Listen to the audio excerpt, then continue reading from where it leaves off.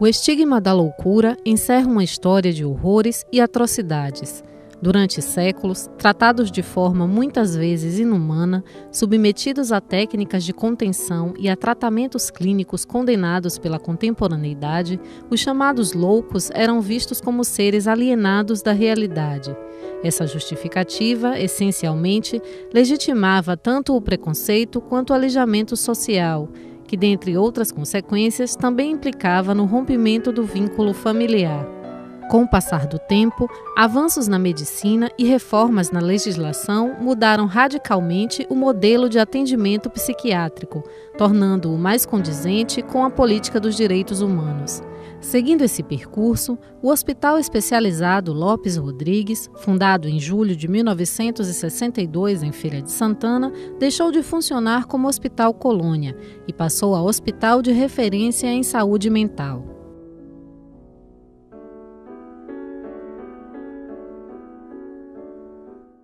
O Hospital Lopes Rodrigues, ele é uma unidade totalmente do Sistema Único de Saúde, é completamente pública. O governo estadual é quem supre todas as necessidades da unidade financeiramente. Existe um repasse mensal para a unidade, uma descentralização de crédito, para que a gente possa fazer todo o trabalho ligado à unidade, atenção ao paciente, a manutenção da unidade, serviços, tudo por conta do governo estadual. Lógico que esse repasse também é via governo federal para aquela instância.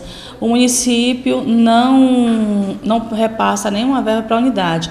O que existe, na verdade, era um contrato de entes públicos, onde a gente faz uma produção ambulatorial e, através do atendimento, da prestação de serviço, é repassado para o governo estadual esse pagamento. O que a gente está sabendo é que, atualmente, não está mais existindo esse contrato a nível de psiquiatria, e sim hospital geral, no caso de emergência. Mas nós, da unidade, somos totalmente financiados pelo governo do Estado, com repasse do governo federal. Primeira instituição de saúde aqui em Feira de Santana, em atenção à saúde mental, e que veio colaborar muito com o Departamento de Saúde, oferecendo campo para nós elaborarmos as práticas em saúde mental.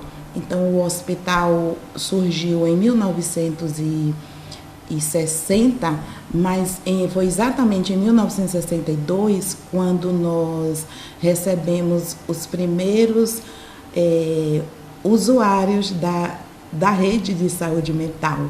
Este hospital, ele serviu e serve de campo de prática e de estágio, não só para o curso de enfermagem, mas para o curso de medicina, o curso de educação física e outros cursos que, com certeza, nem só aqui no Departamento de Saúde, mas também extensivo a toda a nossa universidade. Ao chegarmos no Lopes Rodrigues, fizemos o quê? Um levantamento de todas as pessoas que estavam, que a gente chamava pacientes moradores, aqueles que as famílias tinham abandonado. Então, eram pacientes crônicos. Então, o hospital se dividia em pacientes agudos, aqueles que chegavam com crises, tinha emergência e tinha os pacientes moradores. Então, para esses pacientes moradores, a gente tinha um projeto de ressocialização. E nós criamos um núcleo agrícola, em que as pessoas plantavam, faziam horta, organizavam espaço e se sentiam ocupadas. Por outro lado, a gente começou a levantar onde estavam essas famílias. Então, no levantamento dessas famílias, cada vez que a gente encontrava uma família que abandonou aquele paciente há anos e anos, tinha pacientes que vieram do Juliano Moreira, que era o hospital de Salvador. Então, o Hospital Colônia, ele nasceu, inclusive, para atender a demanda da microrregião aqui no processo de interiorização e também para receber, acolher os doentes que vinham do Juliano Moreira, que não tinha como tratar no Juliano Moreira, que também era um hospital que já estava superlotado. Considerado a primeira unidade hospitalar da região voltada exclusivamente para a saúde mental, o Hospital Lopes Rodrigues completou o Jubileu de Ouro em 2012. Inicialmente, a instituição atendia apenas a demanda da microrregião, mas em 1982, cerca de 250 pacientes do Hospital Psiquiátrico Juliano Moreira, localizado em Salvador, foram transferidos para as dependências da unidade. Uma jogada política impetrada pelo governo da época para atender aos anseios da população da capital, que se sentia desconfortável com a existência do Juliano Moreira em função do tipo de patologia tratada.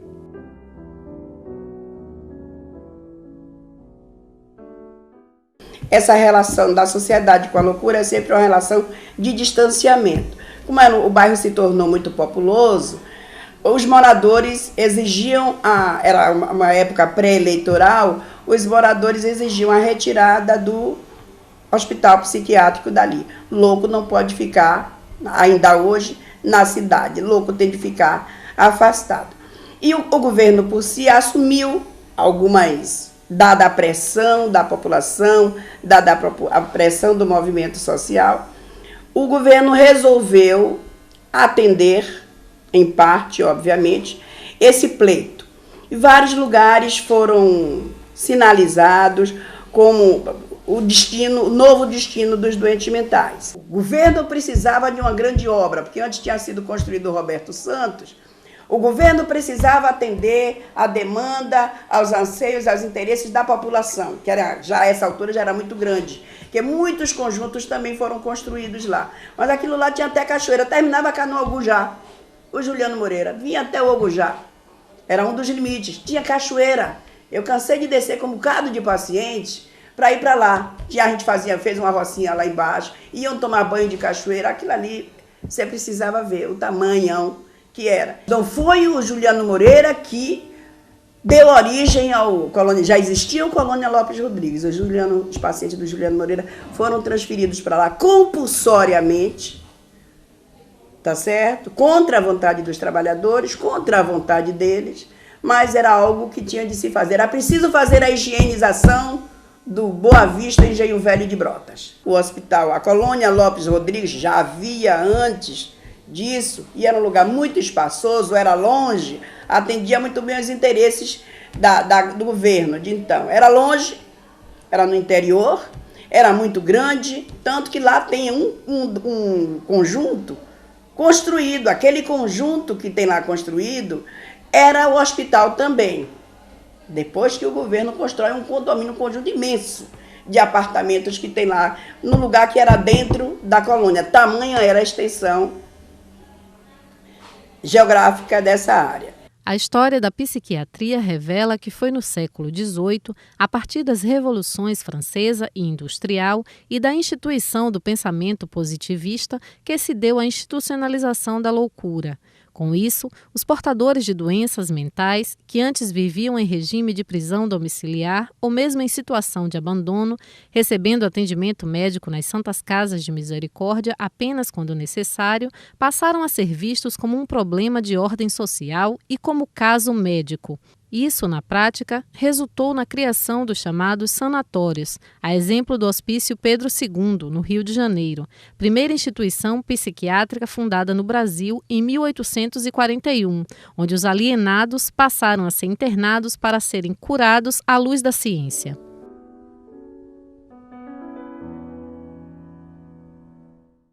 A psiquiatria alienista, ela se funda e se baseia nos trabalhos dos psiquiatras Philippe Pinel e Etienne Esquirol, final do século XIX, né?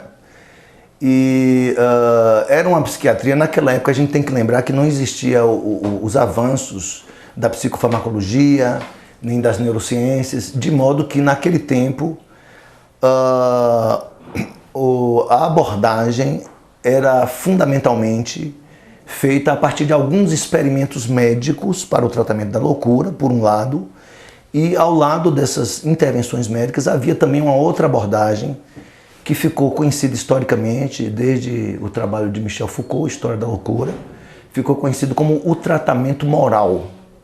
Então, essa psiquiatria alienista, ela se baseava na reclusão. O paciente era retirado da comunidade, ficava na instituição, sob a tutela do poder psiquiátrico da época, né? E passava por várias experimentações.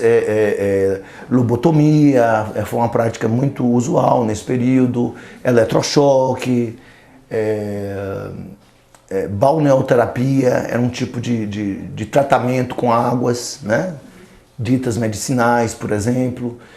E ao lado disso havia um tratamento moral que tinha por finalidade corrigir a conduta desviante do louco, não é? E o propósito era discipliná-lo e adaptá-lo à sociedade instituída. Dentre os antigos métodos utilizados para tratar os pacientes psiquiátricos, os mais traumáticos eram os que provocavam crises epiléticas e coma. Essencialmente, esses efeitos eram alcançados por meio da aplicação endovenosa de substâncias como o metrazol e a insulina, ou por meio do eletrochoque, método criado pelo neurologista italiano Ugo Serletti e bastante popularizado no século XX. Só a partir de 1970, o eletrochoque veio a ser derrotado como prática terapêutica.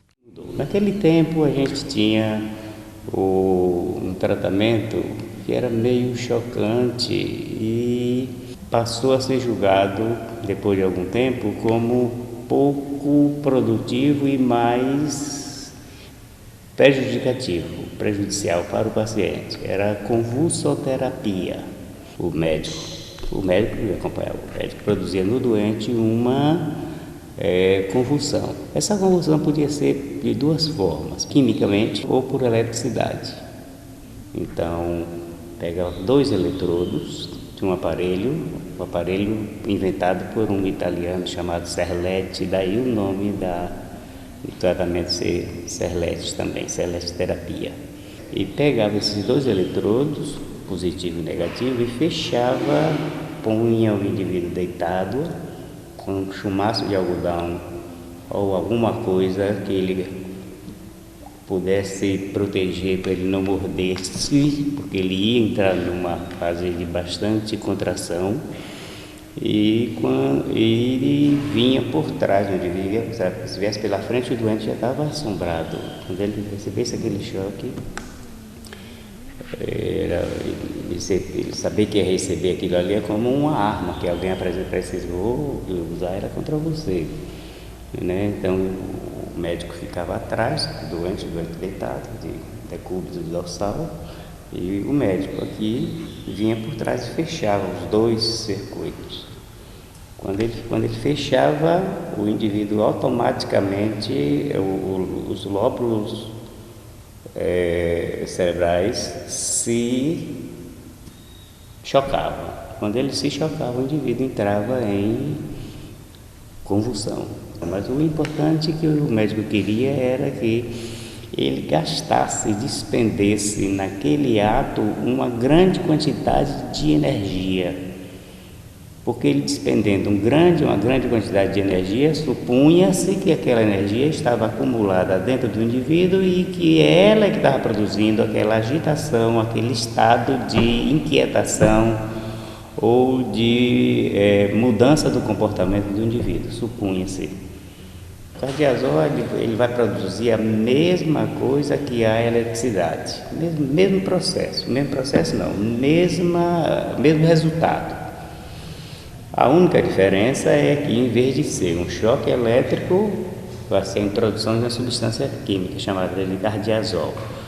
Põe-se o indivíduo deitado, com os mesmos cuidados que se tem no uso do choque elétrico, e injeta-se o cardiazol na veia dele, no ambiente calmo, de pouca luz, sempre zoada, e se injeta o cardiazol. Depois que injeta o cardiazol, terminou de injetar, tirou a seringa, aí faz um susto nele. Quando faz esse susto, ele entra em convulsão. E aí essa convulsão tinha o mesmo objetivo que tinha a convulsão elétrica. É um hospital antigo, um hospital sem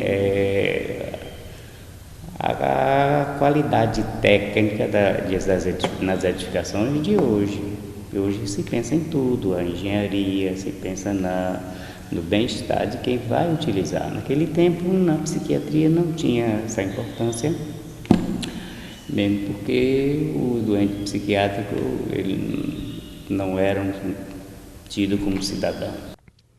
Acompanhando a evolução histórica da psiquiatria, o Hospital Especializado Lopes Rodrigues implementou mudanças significativas no modelo terapêutico, adequando-se ao que foi instituído pela reforma psiquiátrica. Entre 1978 e 1991, surgiu e se consolidou a crítica ao modelo hospitalocêntrico e ao chamado saber psiquiátrico na assistência às pessoas com transtornos mentais.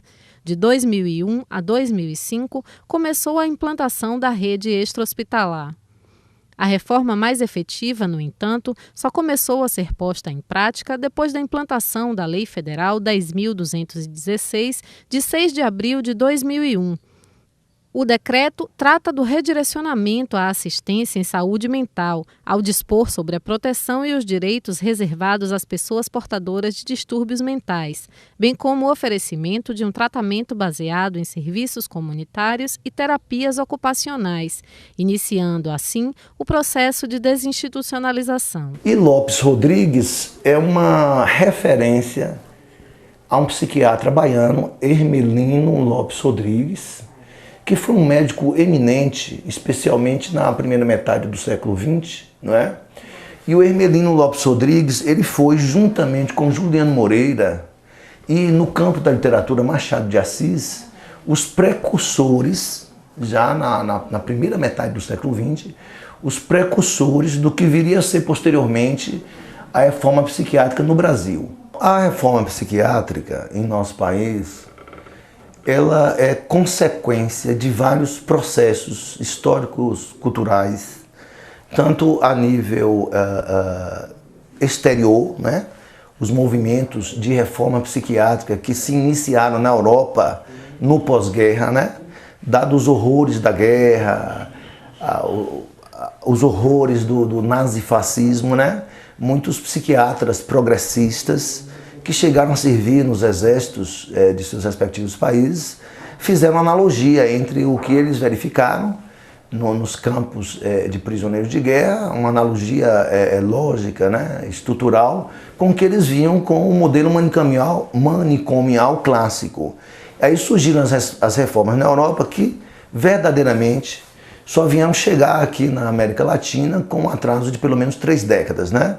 Então, nos anos 90, é que começa toda uma ebulição em nosso país, no sentido de uma insatisfação por parte dos trabalhadores de saúde mental em relação a esse modelo asilar, manicomial, excludente, prisional, né? E a busca, e também dado ao malogro, né, dessas práticas que efetivamente não traziam resultados verificáveis.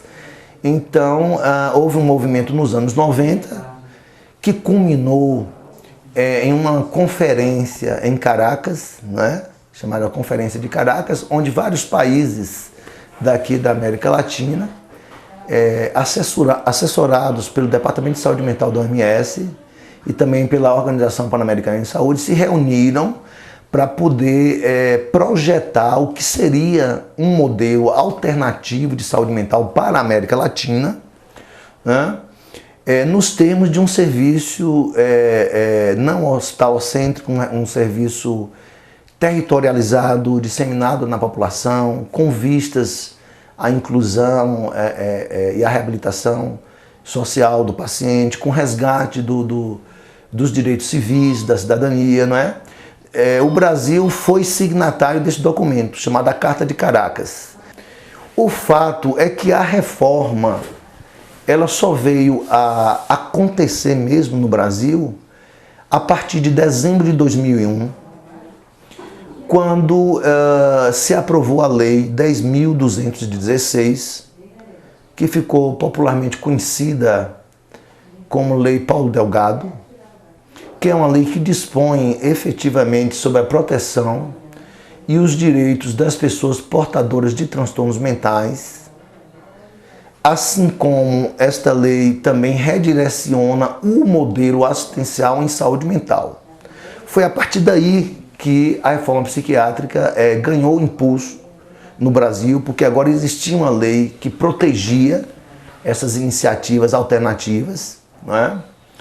E um dos aspectos dessa lei, que tem algumas emendas, mas está vigente até hoje, é justamente a substituição gradual, progressiva e assistida dos hospitais psiquiátricos para os dispositivos assistenciais nos territórios. Seriam os CAPSs, as residências terapêuticas, o projeto de volta para casa, os centros de residência, enfim, aí surge um movimento muito forte no nosso país, que é o movimento pela reinserção psicossocial do portador de saúde mental. Na década de 80, o que eu posso dizer da minha vivência durante 10 anos do hospital psiquiátrico é que ainda era uma prática asilar, confinada, e que era muito forte o tratamento medicalizante. Então nós introduzimos já no finalzinho da década de 80, com uma nova equipe, uma nova concepção de saúde mental, práticas alternativas de saúde mental. Mas que isso não pode ser construído apenas em 10 anos. 10 anos é muito pouco para se mudar uma prática. Ela tem que ser construída ao longo da história. E aí precisava rever esta prática como uma prática apenas medicalizante, né, alienante, cronificadora, em que as pessoas se sentiam inúteis na sociedade. Esse era um problema. E o outro problema é assim, como envolver a família, para que a família de fato pudesse assumir a responsabilidade com as pessoas. E aí o que é que acontece? Essas famílias, muitas delas foram localizadas. E ao localizar cada família dessa, a gente ficava muito feliz, porque aí conseguia fazer aquele processo de eles passavam um tempo com a família, voltavam, e aí a gente ia fazendo esse trabalho. Infelizmente não foi um grande número de pessoas que a gente conseguiu localizar a família. As famílias se perderam ao longo dos anos. E a gente não tinha como localizar. Ao mesmo tempo que a gente fazia esse trabalho de ressocialização, a gente também fazia um trabalho com prática diferenciada. Porque tinha pessoas que não tinham mais nem o sintoma de doente mental. Eles estavam ali porque não tinham para onde ir. E como eles estavam muitos anos confinados no hospital, eles não tinham como, por exemplo, conviver na sociedade. Aí o que é que acontece? A gente começou a fazer esse trabalho. Então hoje, quando a gente vê o processo de desinstitucionalização com os CAPs, né, que foram criados, que foi a primeira experiência inovadora de caso, foi em Santos, São Paulo. E foi a partir dessa experiência em Santos que foi oriunda e que possibilitou a criação da Lei Paulo Delgado, que criou a desinstitucionalização. E hoje não se pode internar só em casos agudos, rápidos, porque nós temos também muita evolução dentro da psiquiatria do ponto de vista de medicação. Então você pode tratar uma pessoa com distúrbio, entre aspas, mental, porque quem não é louco, né, nessa sociedade tão louca? Então, com distúrbio mental através da medicação e com a equipe multidisciplinar. A reforma psiquiátrica objetiva abolir definitivamente o isolamento manicomial como tratamento, primando pelo resgate da cidadania, sobretudo por meio da reinserção dos portadores de transtornos mentais nos âmbitos social e familiar. Trazendo essa questão para o Hospital Lopes Rodrigues, em 2002, como eu disse antes, até 72 nós chegamos a ter cerca de 700 pacientes. Nesse período até 2002, chegamos a um pico de 900 pacientes. Quer dizer, é muita gente internada, é muita gente privada da liberdade, é muita gente privada dos direitos civis, né? Internações de longas datas, de várias décadas, né? Então, em 2002, se fez aqui no hospital um trabalho que ficou conhecido como censo demográfico da Saúde Mental, no Hospital Lopes Rodrigues, não é? Que tinha por propósito fazer o levantamento desses pacientes. Quais eram os diagnósticos, quanto tempo de tratamento, em que estado estavam, para, com base nesse diagnóstico, instituir equipes multiprofissionais que pudessem assistir esses pacientes de forma intensiva e sistemática, não é? E a partir daí recuperá-los, reeducá-los para que pudessem ser deshospitalizados em um convênio entre a CESAB, o Estado, né?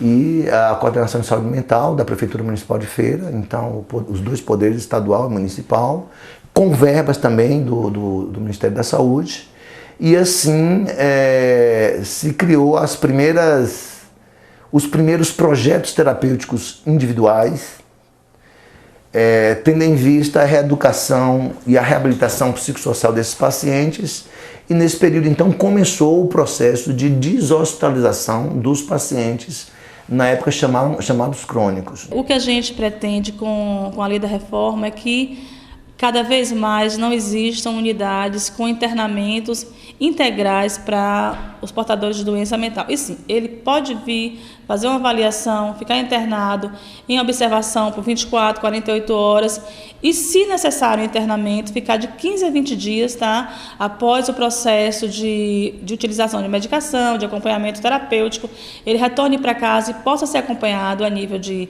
centro de atenção psicossocial, que são os CAPs, os ambulatórios de psiquiatria, tá? E aqui até mesmo os ambulatórios gerais que a gente tem por aí. E até internações de maiores urgências, de álcool e outras drogas, que seja feito também a nível de hospitais clínicos, nas emergências, com todo o aparato de uma equipe. Mas nós ainda vamos continuar atendendo sim a emergência, com observação, e vamos continuar ainda com as unidades de internação, tá? Para pacientes agudos, por um período mais curto, não de longa permanência. É um hospital hoje com cerca de 284 leitos, né? Nós temos 205 pacientes ainda internados, institucionalizados, mas a meta é caminhar em prol à deshospitalização desses pacientes, que é em cumprimento aos princípios da reforma, né, a reforma que está acontecendo já de algum tempo em saúde mental. Atualmente, o Hospital Especializado Lopes Rodrigues ainda possui internos, muitos deles abandonados há décadas, não sendo mais possível localizar as famílias que os internaram e esqueceram.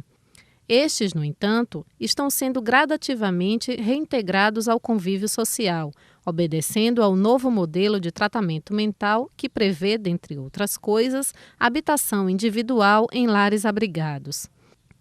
A partir da reforma, também surgiram os CAPs, Centros de Atenção Psicossocial, e os ambulatórios médicos, como alternativas complementares ao tratamento hospitalar emergencial.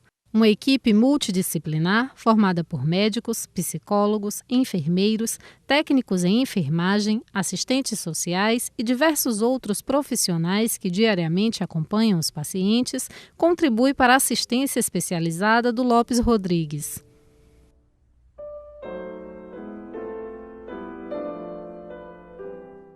A emergência do Hospital Especializado Lopes Rodrigues é a porta de entrada, como qualquer outro hospital. A emergência é a porta de entrada.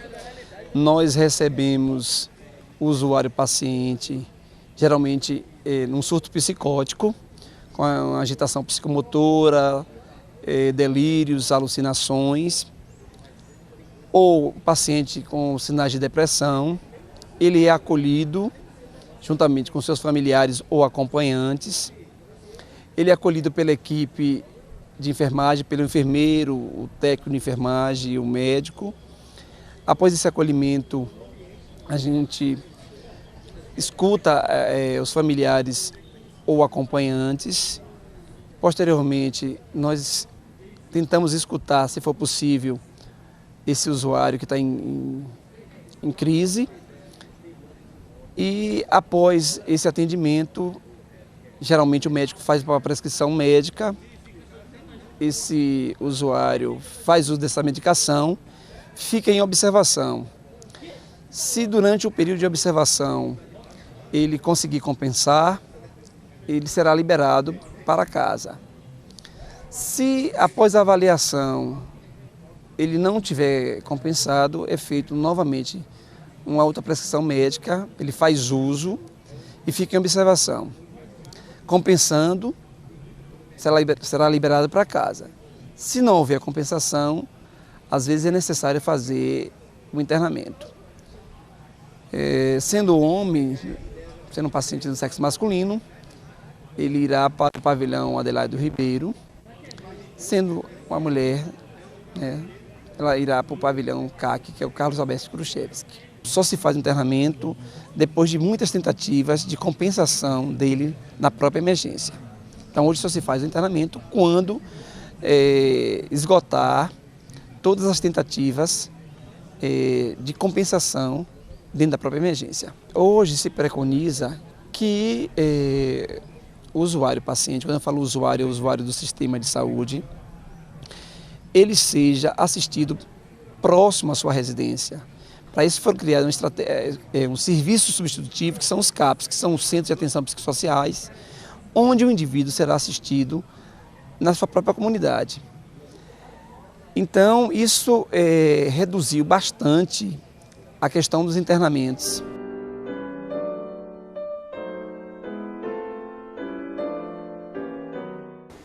A unidade psicogeriátrica ela foi criada há 8 anos atrás, quando começou o processo de deshospitalização, e aí foi criada essa área para os pacientes geriátricos, os pacientes idosos. Nós temos uma capacidade de 60 pacientes, temos pacientes masculinos e pacientes femininos, nós temos 2 enfermarias, a enfermaria A, que é só feminina, e a enfermaria B, que é dividida para masculino, um lado masculino, o outro lado feminino. Nós temos pacientes também com problemas de deficiência, deficiência visual. Então, o paciente dependente fica nessa unidade psicogeriátrica. Nós temos um clínico, todos os dias, de segunda a quinta, e temos um psiquiatra também, que vem uma vez na semana, que é na sexta-feira. Então, qualquer problema que a gente tenha com esses pacientes, no período que a gente está sem o clínico ou sem o psiquiatra, nós temos o suporte do médico da emergência, que dá esse suporte a gente. Tem uma enfermeira de manhã e de tarde, e temos uma equipe de técnicos de enfermagem. A necessidade de se criar essa unidade psicogeriátrica foi pela deshospitalização, que na época o hospital tinha 2 pavilhões de agudo e 4 células, que eram onde ficavam os pacientes moradores, que não tem família, que não tem vínculo familiar. Então, esses pacientes, na verdade, com o hospital, que agora vai completar 50 anos, na época tinha 40 e poucos anos, 40 anos, então se sentiu a necessidade, na verdade, de criar uma unidade para esses pacientes, porque nas células eles ficavam muito soltos. E a unidade psicogeriátrica é um setor mais fechado, que a gente tem um controle maior sobre esses pacientes. Então, precisava de mais cuidados, o paciente hipertenso, o paciente diabético, e aí foi criada essa unidade para a gente ter esse suporte, ter esse controle maior sobre esses pacientes. Tem mais de 30 anos, nós temos pacientes de mais de 30 anos no hospital, mais de 40 anos. E a grande maioria deles não tem vínculo familiar. Então, o vínculo deles somos nós, a referência dele somos nós.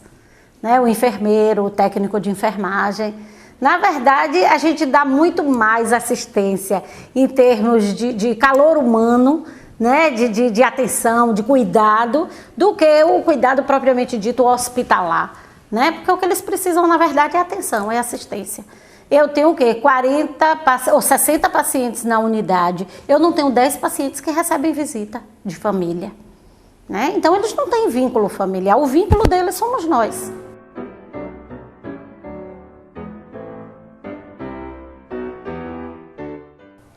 Esses lares abrigados eram residências, não é? Que os pacientes passavam a morar como uma espécie de ensaio para para saírem para a sociedade, né? Essas residências chamadas lá abrigado ficam dentro dos muros do hospital, são residências assistidas e protegidas, porque não se podia na época pegar esses pacientes e direcioná-los diretamente para a sociedade, seria um choque, né? Cultural e ocorreriam muitos problemas. Então eles tiveram que aprender várias coisas que foram chamadas de atividades de vida diária, tipo reaprenderem a cuidar da higiene do corpo, reaprenderem a cozinhar, a arrumar a casa, a transitar na comunidade, etc. E a partir desse trabalho feito nos lares abrigados, com a equipe multiprofissional, constituída de psiquiatra, psicólogo, terapeuta ocupacional, assistente social, enfermeiro, etc., iniciou-se o processo de deshospitalização, de modo que, ao mesmo tempo, se instituiu o programa de volta para casa, e assim foi feito o processo de deshospitalização, de desinstitucionalização, que implicou na redução mesmo, uma grande redução de leitos no hospital e a migração de vários pacientes que hoje vivem em residências terapêuticas.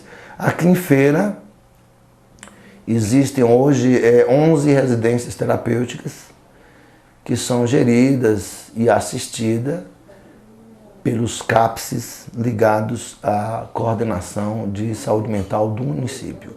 Existe uma equipe no hospital que ela é multiprofissional, onde se trabalham psicólogos, terapeutas ocupacionais, assistentes sociais, enfermeiros e psiquiatra. Essa equipe, ela parte do pressuposto que o usuário, para ele estar fora do hospital, num primeiro momento ele tem que ter o desejo de estar fora. Então esse é um critério. O segundo critério é que ele tem que estar com toda a situação dele, clínica e orgânica equacionada.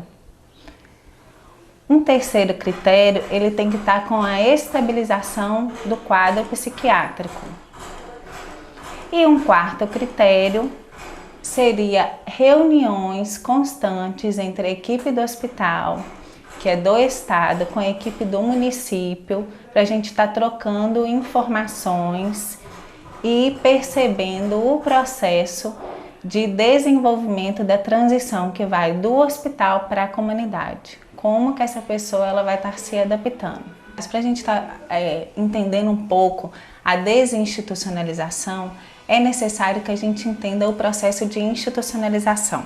Os usuários que estão nos lares abrigados estão institucionalizados, ou seja, todas as regras, o conjunto de normas da instituição foram introjetados na sua subjetividade, foram incorporados ao seu ser. Então, o que a gente espera nos lares abrigados é a desconstrução dessas introjeções, é a reconstrução de uma identidade, é o resgate das potencialidades do sujeito, daquilo que ele é capaz de fazer. Então, a gente quer, na verdade, propiciar que emerja o sujeito de escolhas, um sujeito que ele tenha autonomia para estar tomando um banho, que ele tenha autonomia para estar lavando a sua própria roupa, para estar se alimentando, para estar se relacionando com o outro de uma maneira em que não exista conflitos, em que ele possa estar fazendo alguma coisa manual, uma horta, e até mesmo convertendo o que ele faz, o que esse usuário faz, em dinheiro, né? Que é o processo de geração de renda. Então, cada ser ali é único e merece, então, um planejamento ou atividades que sejam direcionadas à sua particularidade, à sua subjetividade. Então, existe a construção dos PTIs, Planos Terapêuticos Individuais. E ali eu vou estar contemplando as necessidades do sujeito. Então, o que esse sujeito precisa? Né? O que ele deseja? O que ele pode estar fazendo de produtivo? Né? O que ele busca? Então, a gente procura trabalhar nessa vertente.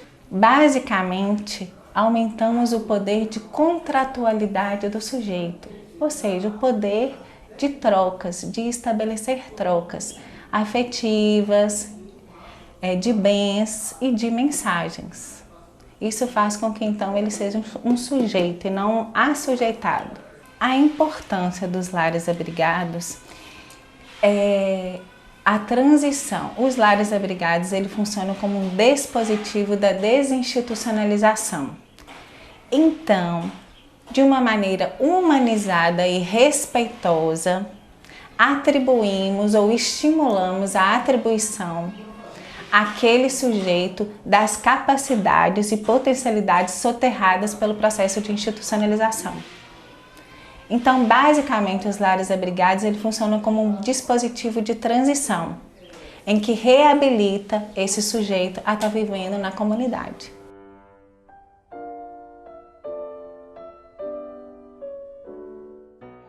A residência terapêutica é como se fosse um programa final. Então é lá que esse usuário que estava aqui, internado há um longo tempo, vai ficar e vai permanecer e vai ser assistido. E vai ter um cuidador e vai ter uma equipe também que é multiprofissional assistindo esse usuário e atenta às necessidades que ele apresenta lá no município, né? Então, na verdade, a residência terapêutica basicamente é como se ela fosse uns lares abrigados, só que os lares abrigados ele ainda está dentro do hospital. A grande diferença é essa, e as residências terapêuticas estão fora do hospital. Então lá ele tem um poder maior de se relacionar com o outro, de estar inserido no contexto social. Então aqui é como se ele ainda estivesse protegido, é um ensaio protegido. E na comunidade ele vai estar aberto a se relacionar com as outras pessoas. A caminhada do Hospital Especializado Lopes Rodrigues rumo à implantação plena da reforma psiquiátrica está longe de dar-se por encerrada. Melhorias e avanços constantes no campo da psiquiatria em prol da humanização do tratamento são imprescindíveis para a desmistificação da loucura e para a quebra dos estigmas e preconceitos. Afinal, como diz Miguel de Unamuno, escritor, poeta e filósofo espanhol, todos têm o seu método, tal como todos têm a sua loucura, mas só consideramos sensato aquele cuja loucura coincide com a da maioria. Se sabe que saúde mental no Brasil é uma questão multidimensional. Passa por questões históricas, culturais, econômicas, políticas. Então não é assistência tão somente que irá dar conta do problema da saúde mental no Brasil. É preciso mudar a cultura, é preciso mudar a mentalidade da sociedade, que ainda hoje discrimina o louco, ainda trata com alguma reserva, com preconceito, né?